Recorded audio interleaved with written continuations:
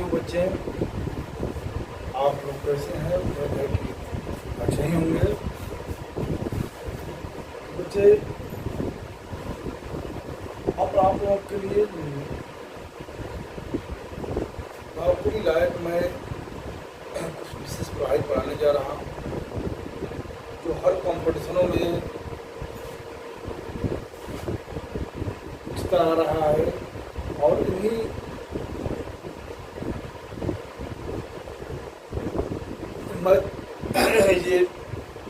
ये आप लोगों को रीजनिंग है, मैथ है, या जो भी है कॉम्पिटिशन जो किया, अब आप लोगों के लिए कोई भी नौकरी का एग्ज़ाम बिल्कुल आसान ईजी हो जाएगा।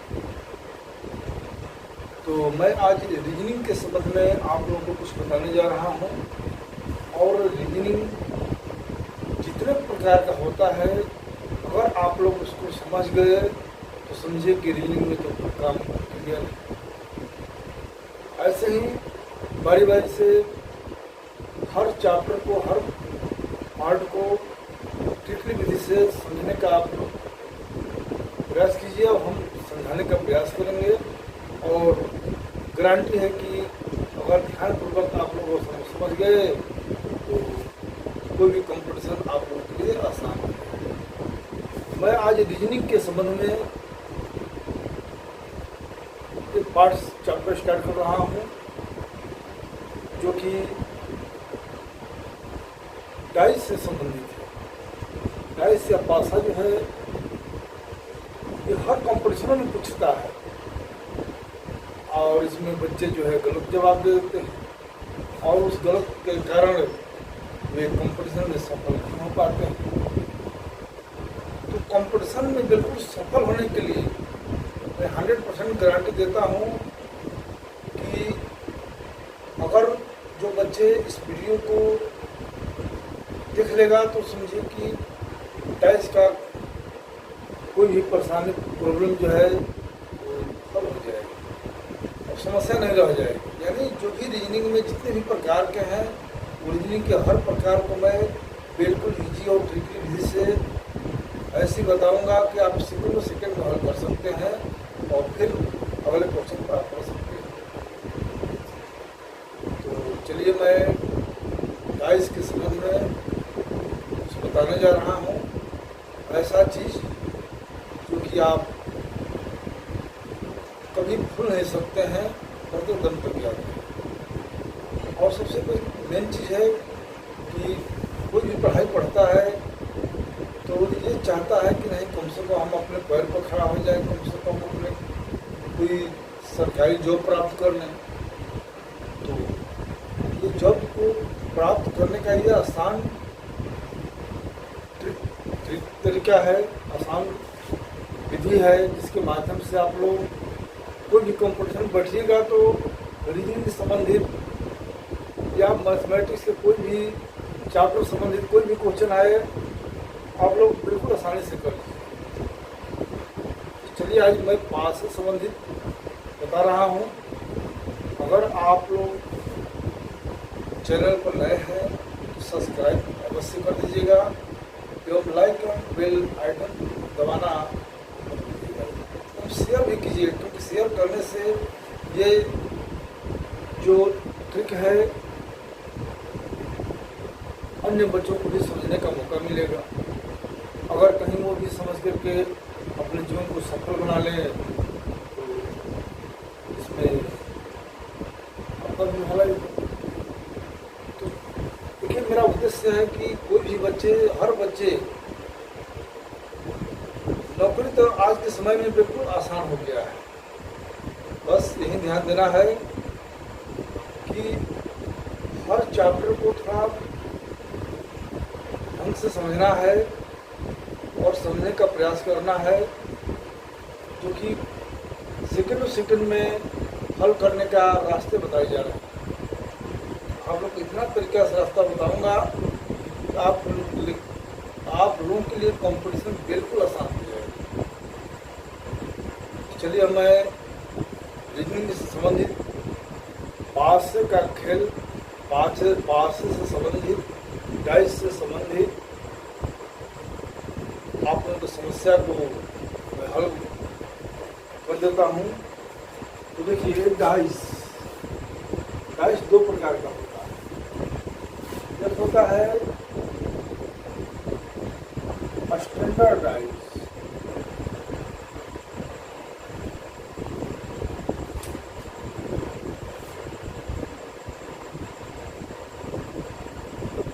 और दूसरा होता है जनरल डाइस।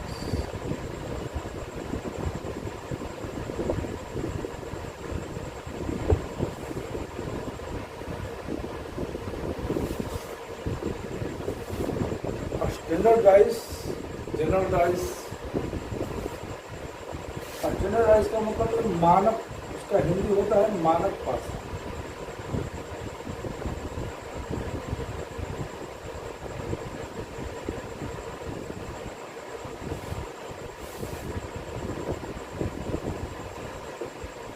इसका सामान्य पासा।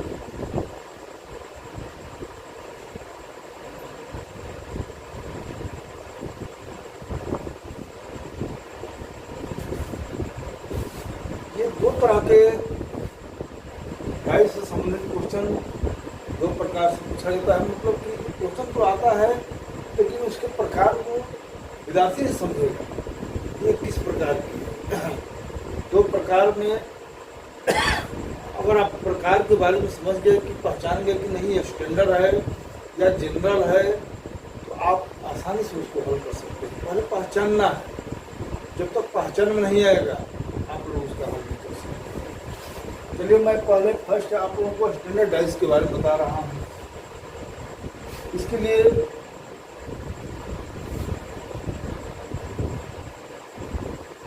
ये सर्व जैसा आकृति बनाना है।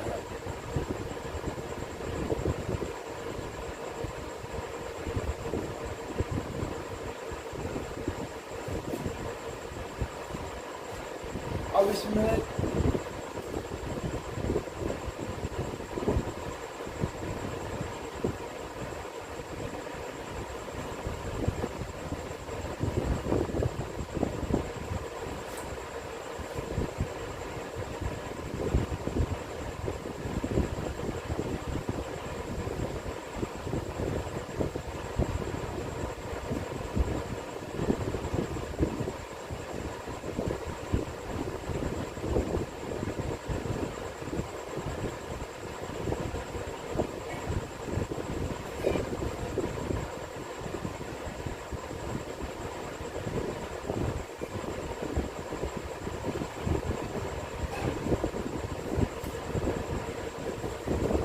डाइस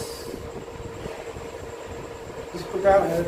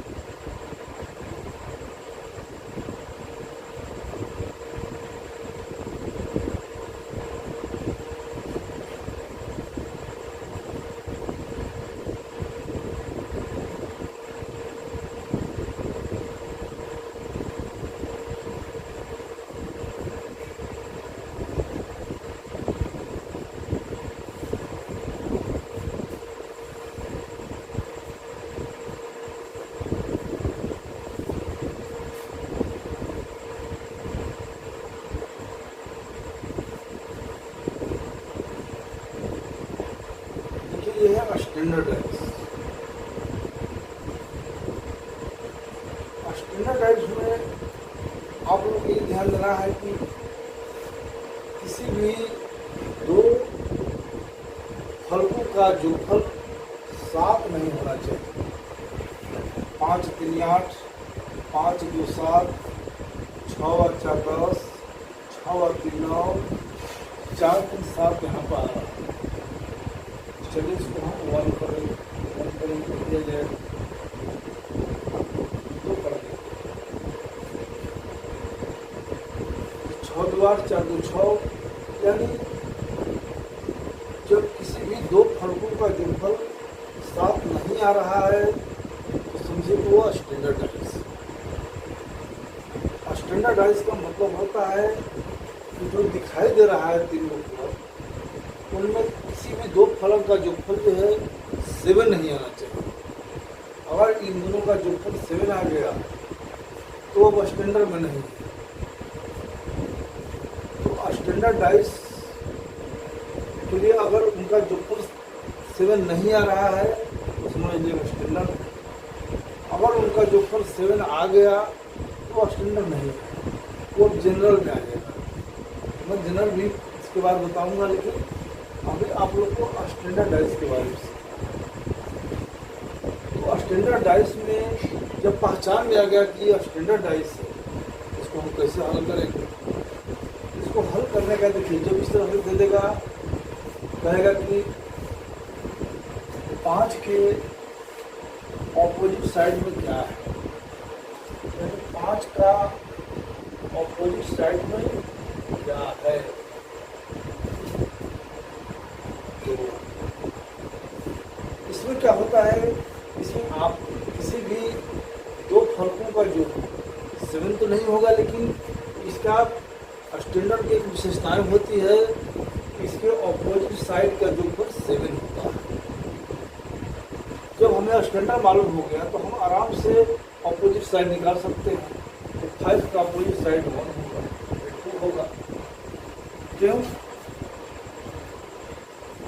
यहाँ पर भी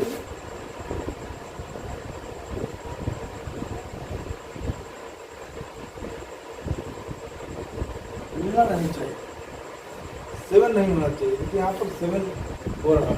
6 3 9 5 3 8 6 4 6। इस डाइस में या इस डाइस के दोनों डाइस में बिल्कुल स्टैंडर्ड डाइस, क्योंकि इनमें किसी भी दो फलकों का जो 7 नहीं हो रहा है, किसी भी दो फलकों का जो 7 नहीं हो रहा है। जब किसी भी दो फलकों का जो दिखाई दे रहा है, फलक को 6 होता है, तीन गो इसका 3 गो तो फलक दिखाई देगा। उन तीनों में किसी भी दो का जोड़फल 7 नहीं होना चाहिए। अगर 7 नहीं है तो समझिएगा स्टैंडर्डाइज है। और स्टैंडर्डाइज है उनका हल।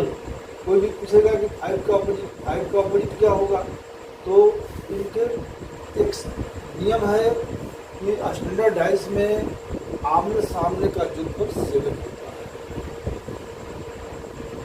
अगल बगल का जोड़फल तो 7 नहीं होगा, लेकिन आमने सामने का ठीक ऑपोजिट, आमने सामने का विपरीत, इसके बिल्कुल उल्टा दोनों का जोड़फल 7 होता है। यह है स्टैंडर्डाइज की पहचान। जब हम स्टैंडर्डाइज पहचान गए इनके किसी भी दो फलों का, यानी आसन फलकों का जो बिल्कुल नज़दीक है, इन दो फलकों का जो यदि 7 हो जाए, इनका भी जो 7 हो जाए, इनका भी जो 7 हो जाए, या इनका जो 7, इनका जो 7, इनका जो 7, तो समझिए कि वो स्टैंडर्ड नहीं है। लेकिन अगर जो फल 7 नहीं है तो वो स्टैंडर्ड है। तब इसमें क्या होता है कि इनके ऑपोजिट साइड में वही अंक रहेगा कि इनके आमने सामने का जोड़फल 7 होना चाहिए। इनमें क्या होता है, जैसे कोई पूछ दिया कि 5 का ऑपोजिट साइड में क्या होगा, 5 का ऑपोजिट साइड में नहीं होगा, क्योंकि दोनों का जोड़फल 7 होना चाहिए। इस तरह 3 का ऑपोजिट क्या होगा, 3 का ऑपोजिट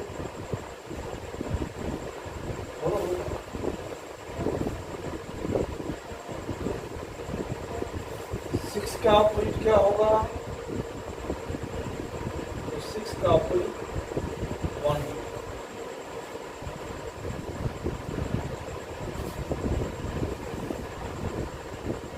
इस प्रकार हमें हर चीज का ऑपोजिट मालूम हो जाएगा। तो अब बताइए, इस स्टैंडर्डाइज में आप लोगों के सभी प्रॉब्लम सॉल्व हो जाएगा। जैसे ही क्वेश्चन आएगा तो पहले आप लोगों को चुनना है कौन सा डाइस है। यदि इनके आसन फलकों का जो फल, नज़दीक वाले दो फलकों का जो फल, आमने सामने वाला नहीं, नज़दीक वाले कोई भी दो फलकों का जो फल 7 हो जाए तो समझिए का स्टैंडर्ड नहीं।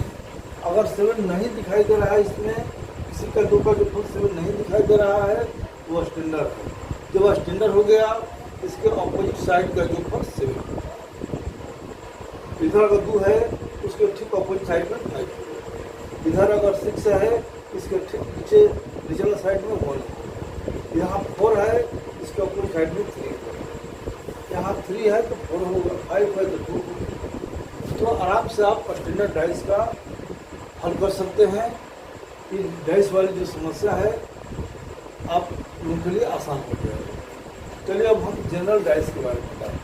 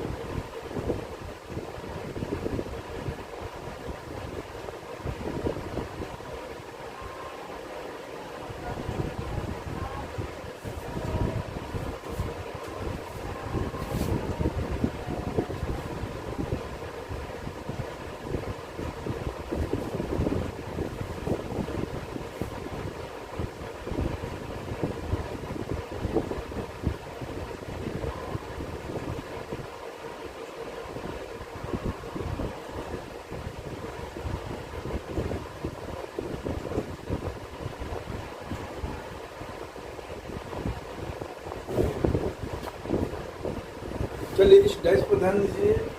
इस डाइस में हम क्या देख रहे हैं, इनमें किसी नजदीक वाले 2 फलकों का जो कुल 7 आ रहा है, कोई भी एगो 7 दिखाई दे देना चाहिए। अगर इसका जो कुल 7 है, इधर भी 5 और 2 7 है, तो समझिए कि यह स्टैंडर्ड डाइस नहीं है, यह है जनरल डाइस। अब जब आ गया दिमाग में कि जनरल डाइस है, का हल हम कैसे करेंगे, तो यही ध्यान देना होता है कौन डाइस है।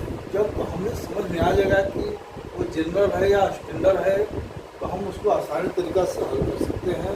तो देखिए ये आप लोगों को समझ में आ रहा है कि ये 5 और 2 ये ऑपोजिट नहीं है, ये बिल्कुल आसन है, यानी नज़दीक वाले 2 फलकों का जो फल 7 हो रहा है। इसमें भी 2 फलकों का जो फल 7 हो रहा है।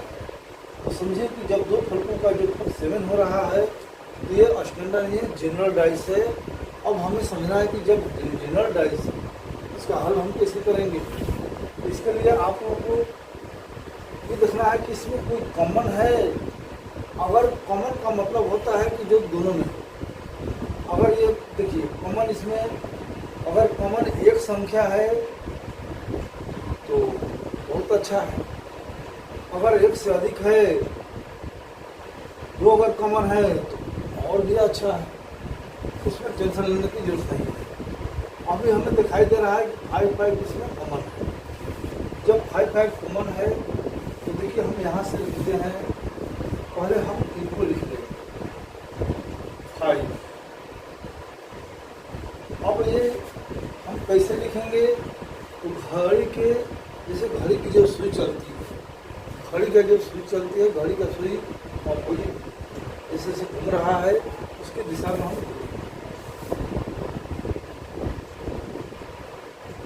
फिर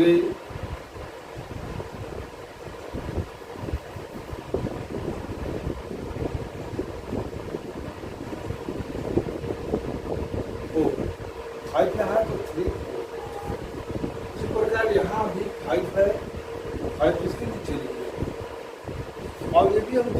दिशा में घूमेंगे, ऐसे घूमेंगे। तो 1 2, तो अब आप लोग समझ गए होंगे इनका ऑपोजिट ये है, इनका ऑपोजिट ये है। भाई 5 का ऑपोजिट क्या होगा? आप समझिए कि पासर में 6 गो अंक होता है। 6 गो में आप लोगों को 1 2 3 4 5 को दिया है, एगो कॉमन नहीं दिया है जो 5 के जवाब को होगा। तो अब इसमें एक जो है 6 नहीं दिया है, एक इसमें 6 नहीं दिया है, तो यहाँ पर हम लिखेंगे 6।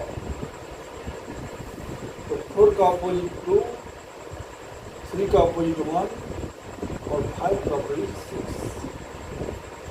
अब आपको भाषा को देखिएगा तो बिल्कुल ऐसे ही दिखाई देगा। ये है जनरल डाइस का तरीका। तो उम्मीद है कि आप लोगों को जनरल डाइस भी समझ में आ गया होगा। चलिए एक और एग्जाम्पल देखते हैं।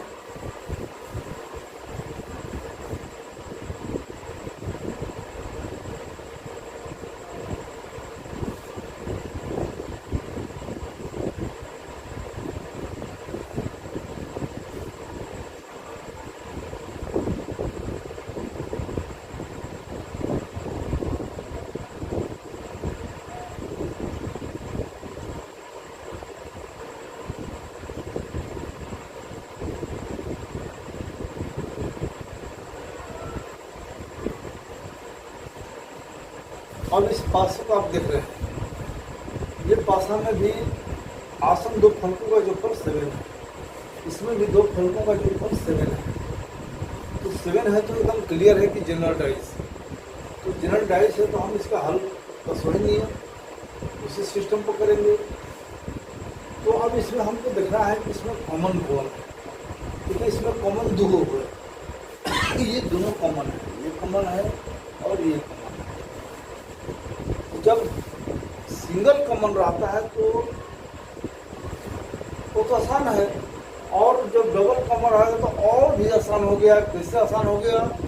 तो देखिए अब यहाँ पर 3 4 कॉमन है, तो समझिए कि 5 का आंसर 2, यानी 5 का ऑपोजिट 2।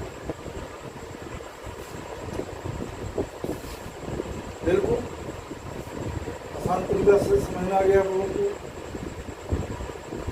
इस तरह से आपको स्टैंडर्ड और जनरल को समझना है। तो फिर से एक बार हम बता देते हैं एक और एग्जाम्पल।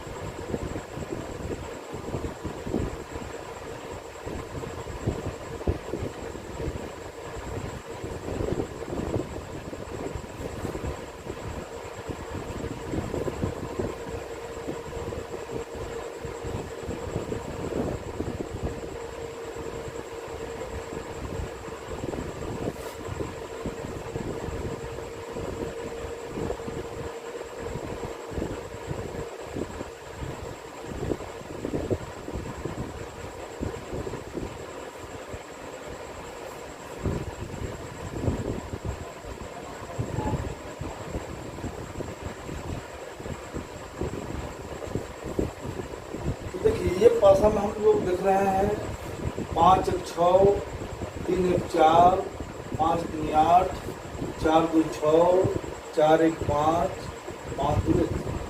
यानी किसी भी 2 फलकों का जोड़फल 7 नहीं आ रहा है। किसी भी 2 आसन फलकों का जोड़फल 7 जब नहीं आ रहा है तो समझिए कि स्टैंडर्ड है। जब स्टैंडर्ड है तो आप लोगों को कोई भी पूछेगा, स्टैंडर्ड में एक विशेषताएँ होती है कि इनके ऑपोजिट साइडों का जोड़फल 7 होता है। अगर आसन का जोड़फल 7 नहीं दिखाई दे रहा है तो समझिए कि ऑपोजिट साइड का जोड़फल 7 होता है। तो देखिए 5 का अपोजिट आराम से मिल जाएगा। 5 का अपोजिट 2, 3 का अपोजिट 4, 1 का अपोजिट 6। इस तरह से हम बहुत तेजी में हम अपोजिट निकाल सकते हैं। 4 का अपोजिट 3, 1 का अपोजिट 6 और 2 का अपोजिट 5। कोई अब इसमें टेंशन नहीं है।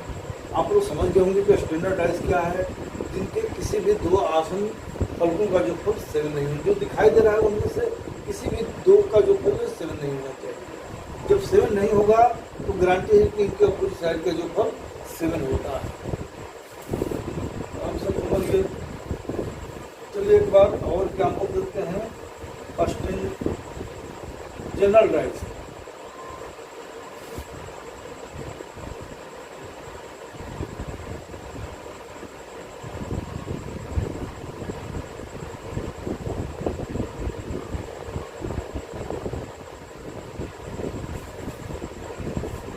आप लोग समझ रहे हैं कि यहाँ पर जो सामने फलकें दिखाई दे रही है उनमें इन दोनों का जो फल 7 आ रहा है, इसमें भी इन दोनों का जो फल 7 आ रहा है। जब 7 आ रहा है तो समझिए कि ये जनरल डाइस है। जब ये जनरल डाइस है तो आप लोग उनको आराम से आसानी से हल कर सकते हैं। इसके लिए हम तरीका क्या बताया कि जब ये हमको समझ में आ गया कि जनरल है तो अब देखना है कॉमन इसमें कौन है। कॉमन यहाँ पर 2 है। अगर एगो कॉमन है तो हम दूसरे तरीका से, डबल कॉमन है तो दूसरे तरीका से। अभी सिंगल कॉमन वाला एग्जाम्पल बता रहे हैं जिसमें एक संख्या जो है कॉमन है, यानी दोनों में है। जो दोनों में हो उसको हम कॉमन कहते हैं। तो 2 यहाँ पर हम लिख देंगे 2। अब इसको हम घड़ी के जैसे सुई घूम रहा है उस दिशा में घूमेंगे। 5 फिर 1। अब यहाँ पर भी 2 है,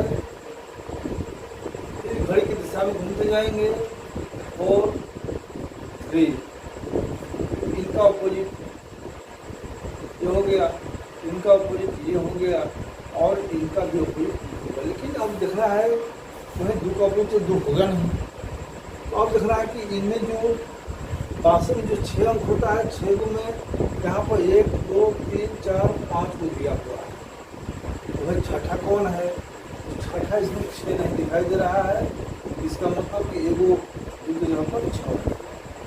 इस प्रकार हमें आराम से 2 का अपोजिट साइड मिल जाता है। तो उम्मीद है कि आप लोग समझ गए। इस तरह से हम जनरल डाइस का आंसर निकाल सकते हैं। चलिए इसका दूसरा एग्जाम।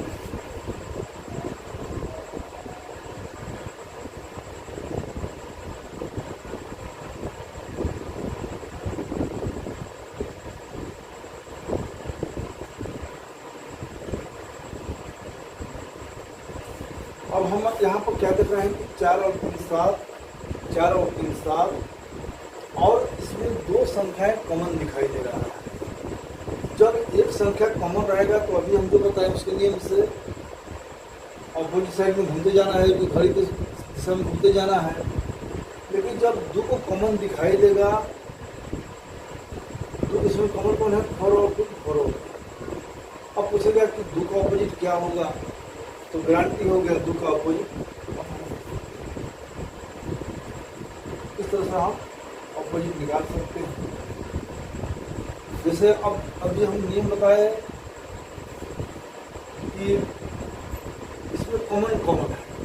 कॉमन अब देखिए इसमें 2 कॉमन है। अगर हम चाहेंगे तो एक कॉमन ले लेते हैं, जैसे 4 है या 3 है। अगर यहाँ पर 3 लिखते हैं तो 3 के अब चलेंगे घड़ी की दिशा में, यहाँ 1 और फिर यहाँ पर भी जो 3 कॉमन है 3 यहाँ ले लेंगे और घड़ी की दिशा में चलेंगे 2 और 4। तो हमें ये दिख रहा है कि 2 का ऑपोजिट क्या होगा, तो 1 होगा। 1 का ऑपोजिट क्या होगा, तो जो कॉमन है उनके बारे में नहीं पूछेगा,